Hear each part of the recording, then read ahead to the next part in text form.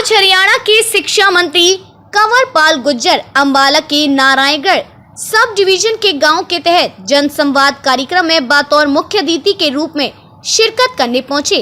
इस मौके पर बीजेपी के जिलाध्यक्ष राजेश बातौरा व सभी विभागों के अधिकारी मौजूद रहे।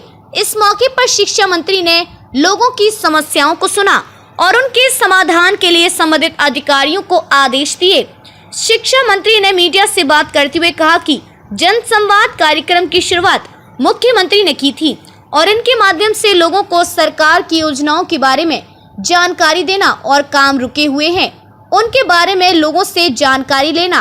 उन्होंने कहा कि सरकार ने जनता के लिए योजनाएं बनाई हैं और अगर जनता को कोई भी परेशानी है तो जनता हमारे सामने रखे, हम उसको ठीक करने का काम करेंगे। उन्होंने कहा कि जो समस्याएं सुलझाने की थी।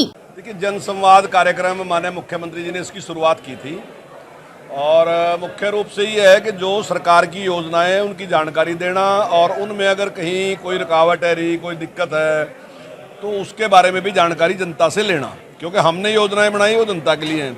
अगर जनता को कोई परेशानी है तो जनता हमारे सामने रखे ताकि हम उसको ठीक करके दोबारा से उसको ठीक से चल सके। और उसके अलावा कुछ और समस्याएं भी हैं गाँव की, केवल वो नहीं होती, तो उसके लिए भी बैठ के लोगों के बीच में बैठ के बातचीत करना। जो समस्याएं अभी तुरंत सुलझाने की थी, सॉल्व करने की थी, वो हमने तुरंत अधिकारियों से बात करके उन समस्याओं का हमने समाधान यही किया।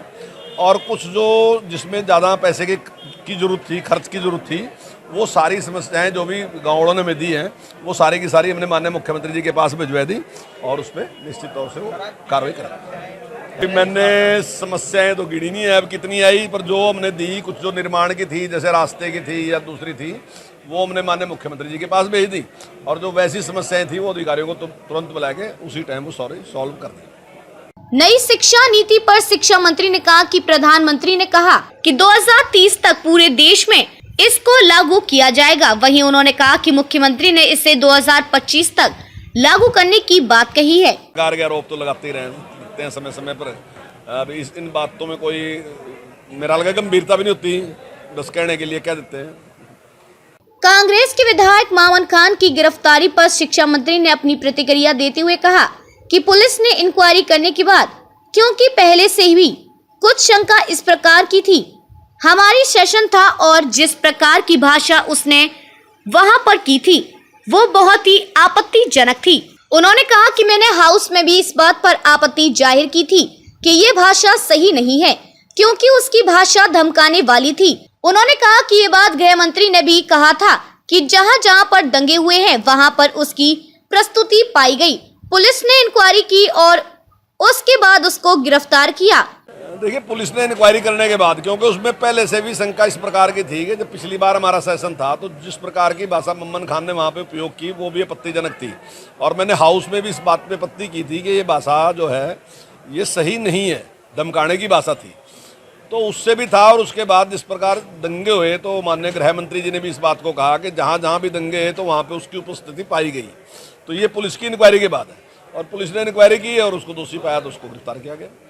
इनेलो के नेता अभय सिंह चौटाला के बयान पर भी उन्होंने अपनी प्रतिक्रिया दी, जिसमें उन्होंने कहा था कि पूर्व मुख्यमंत्री भूपेंद्र सिंह हुड्डा और बीजेपी आपस में मिले हुए हैं। उन्होंने कहा कि सरकार पर आरोप तो लगाते ही रहते हैं, कोई कुछ भी बोल देता है।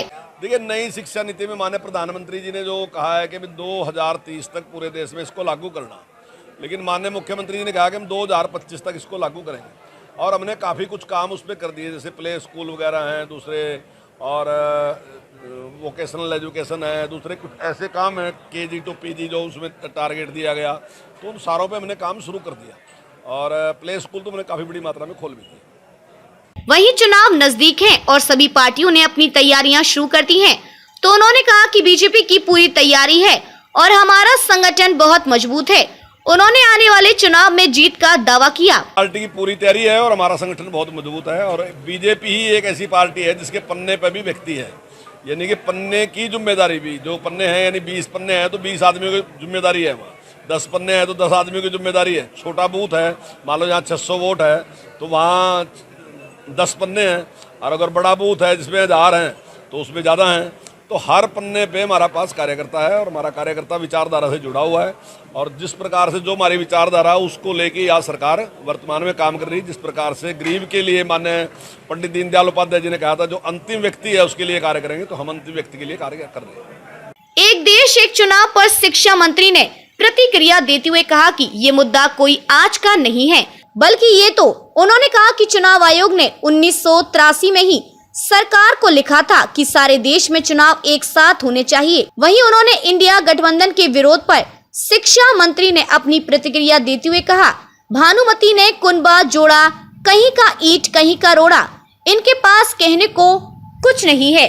देखिए, कुछ विपक्षी पार्टियां जो आज ये मामला उठा रही है ना जी, तो ये कोई मुद्दा आज का मुद्दा नहीं है। 1983 में चुनाव आयोग ने ही पत्र लिखा था सरकार को कि सारे जो चुनाव हैं वो एक साथ होने चाहिए, और उसके बाद भी जो दो कमेटियां हैं उन्होंने भी इस प्रकार का लेटर सरकार को लिखा।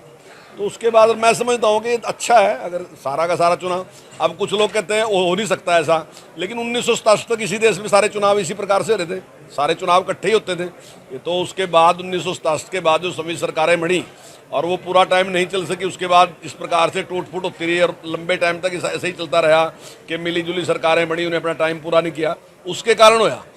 तो अगर दोबारा से अब मैं समझता हूँ काफ़ी स्थिरता आई। अब एक टाइम था आया राम गया राम का बात चलती थी कि सरकार में आज इधर है आज उधर है, तो लेकिन वो चीज़ समाप्त होएगी और कानून बन गया कि कोई आदमी पार्टी नहीं बदल सकता। अब सरकारें लगभग अपना कार्यकाल पूरा कर रही, तो ऐसे में अगर ये सुधार होता है तो मैं समझता हूँ अच्छा सुधार होगा। ये कोई बात है कि सबको पता है कि कहीं अस्तित्व ही नहीं है, कुछ भी भानुमति ने कुनबा जोड़ा रहा तो ऐसे ही है, कुछ नहीं है।